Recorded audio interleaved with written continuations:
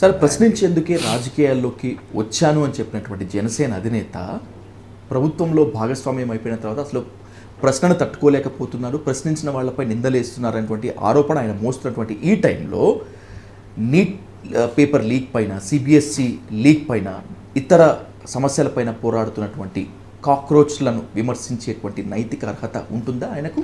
అదే నేను అనేది. ఇప్పుడు ఆయన అధికారంలో ఉన్నాడు.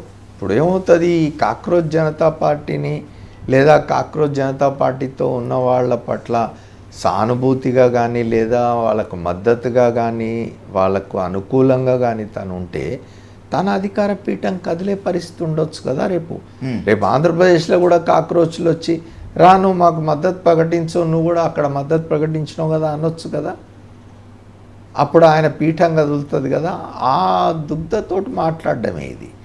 ఇప్పుడు కాక్రోచెస్ నేనే అంటున్నాను, కాక్రోచెస్ ఆ పేరుతో బయటకు వచ్చిన వీళ్ళు ఎంతకాలం నిలబడగలుగుతారు, వీళ్ళు ఎంతకాలం వీళ్ళ మూమెంట్ను సస్టైన్ చేయగలరు.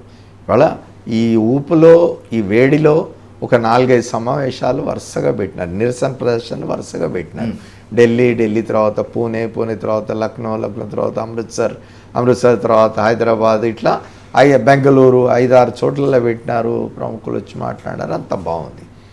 సస్టైన్ చేయాలి దీన్ని. సస్టైన్ చేయడం ఒక ఎస్టాబ్లిష్డ్ పొలిటికల్ పార్టీస్కే ఒక మూమెంట్ను సస్టైన్ చేయడం అనేది చాలా కష్టంగా ఉంటుంది. అట్లాంటిది ఒక అవుట్ ఆఫ్ బ్లూ ఏదో ఒక దీని మీద బయటకు వచ్చి, ఇంతకుముందు నేను చెప్పినట్టుగా చీఫ్ జస్టిస్ ఆఫ్ ఇండియా కామెంట్స్కు ఒక సెటైర్గా ఒక ఇదిగా బయటకు వచ్చి, ఒక సోషల్ మీడియాలో సెటైర్గా వచ్చిన కాక్రోచ్ జనతా పార్టీ పేరుతో వచ్చిన ఒక స్థాయిలో ఒక మూమెంట్గా ఒక ఇష్యూ తీసుకొని ధర్మేంద్ర ప్రధాన్ రాజీనామాను కోరుతున్నది. నేను అనుకోవడం రేపు క్యాబినెట్ విస్తరణలో ధర్మేంద్ర ప్రధాన్ తొలగిస్తారు. తొలగించిన తర్వాత ఏమిటి next? Cockroach Janata party next point in the agenda ఏమిటి? ఏం తీసుకుంటారు? ఎట్లా సస్టైన్ చేస్తారు? ఎట్లా ముందుకు పోతారు? దీనికి వనరులు ఎక్కడి నుంచి వస్తాయి? ఎవరు లీడ్ చేస్తారు? అంతిమంగా ఇది పొలిటికల్ టర్న్ తీసుకుంటుందా, లేక ఇట్లానే వాలంటరీ దీనిగానే ఉంటుందా? ఎప్పటికప్పుడు సమస్యలు వచ్చినప్పుడల్లా బయటకు వచ్చి ఆ సమస్యలు తీసుకొని మాట్లాడి వాటిని సాధించుకొని మళ్ళీ వెనక్కి వెళ్ళిపోతుందా? ఎట్లా ఉంటుంది అనేది ఇప్పుడే మనం ఏం చెప్పగలం చెప్పండి. Exactly sir. Sir, India against corruption పేరుతో అన్నా హజారే గుణపాఠం ఇంకా కళ్ళ ముందు మెదులుతూనే ఉంది. 2-3 ప్రశ్నలతో వైరల్ అయిపోయి ఆప్ నుంచి బీజేపీలోకి వెళ్ళిపోయి సైలెంట్ మోడ్లో ఉన్నటువంటి రాఘవ్ చద్దా లాగిలంపై కొట్టినట్టుగానే ఉంది.